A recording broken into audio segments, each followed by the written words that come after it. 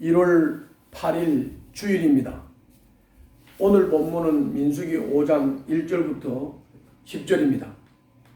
줄거리는 주님이 모세에게 이스라엘 진영의 부정을 막기 위한, 다시 말하면 텐트를 치고 공동체를 형성하고 있는 거기에 부정을 막기 위해서 어떻게 조치하라. 또 모여 살면서 잘못한 것에 대해서는 보상을 어떻게 해라 하는 규정을 명령하는 부분입니다.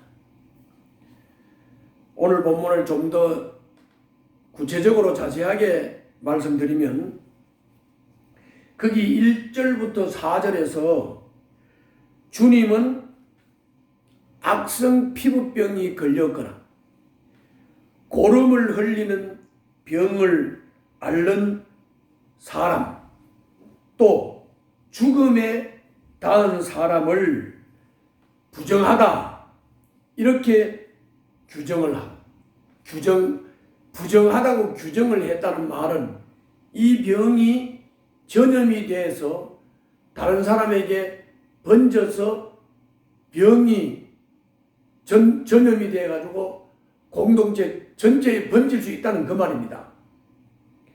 그래서 이런 사람들을 진영 밖으로 내보내라고 1절부터 4절에서 말씀하고 있습니다. 집단 생활을 하는 이스라엘 백성에게 전염병은 치명적일 수가 있습니다. 따라서 전염 가능성이 있는 사람을 일정 기간 집 밖으로 내보내서 회복할 때까지 격리를 하도록 하신 것입니다. 요즘 코로나 때문에 코로나에 확진된 사람을 격리시키는 것과 같은 원리죠. 코로나에 걸린 사람을 격리시킨다는 얘기는 전체 공동체에 코로나가 번지지 않도록 보호하는 것입니다. 이어서 5절부터 10절에서는 집단 생활에는 크고 작은 마찰이 있고 분쟁이 생기기 마련입니다. 주님은 보상 규정을 마련해서 소모적인 논쟁을 피하게 하셨습니다. 남에게 피해를 준 사람은 마치 하나님께 하듯 성실하게 보상을 해야 된다고 6절에 말씀합니다.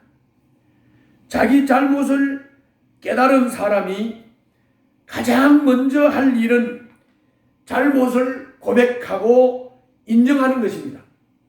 그 후에 피해자에게 본래값의 5분의 1을 얹어 배상해야 한다고 7절에 말씀하고 있습니다. 잘못을 고백하고 인정하고 그리고 5분의 1을 얹어 배상하는 것, 이것이 남에게 손해를 끼쳤을 때 해야 된다는 말입니다. 만일 피해자가 죽었으면 친족이 보상을 받고 보상을 받을 친족도 없다면 그 배상액을 속죄양과 함께 주님께 드리고 제사장의 몫으로 돌려야 한다고 8절 9절에서 말씀하고 있습니다. 이것이 오늘 본문의 내용입니다. 그러면 오늘 본문을 통해서 우리가 받을 수 있는 교훈을 살펴보겠습니다.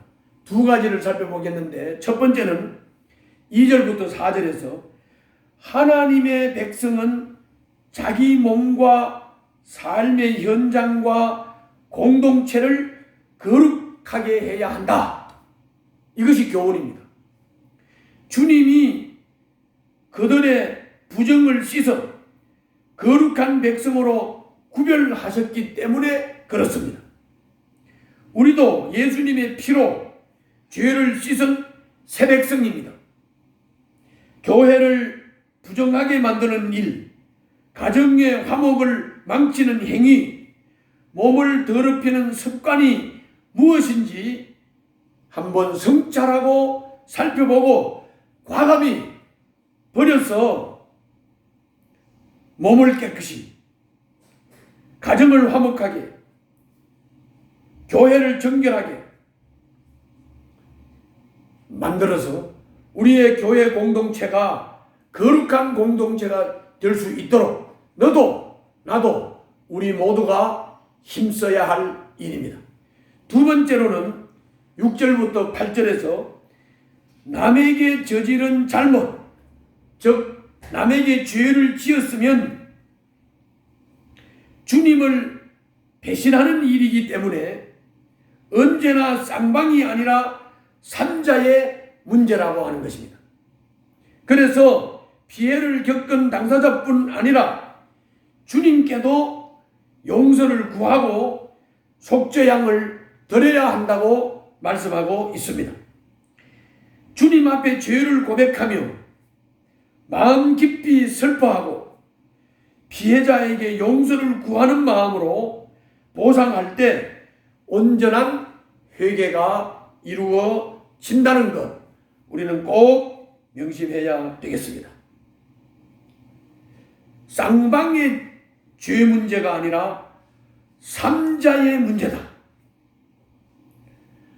죄를 지었으면 주님께도 용서를 구하고 속죄양을 드려야 한다는 것, 그리고 주님 앞에 죄를 고백하고 마음 깊이 슬퍼해야 한다는 것, 그리고 쌍방의 피해자에게 용서를 구하는 마음으로 보상해야 한다는 것, 이것이 온전한 회개라고 하는 것 꼭 기억하시기를 바랍니다. 오늘 또 승리하시기를 바랍니다. 기도하겠습니다. 제 삶과 제가 속한 공동체가 주님 앞에 항상 정결하게 하여 주시옵소서. 예수님 이름으로 기도하옵나이다. 아멘.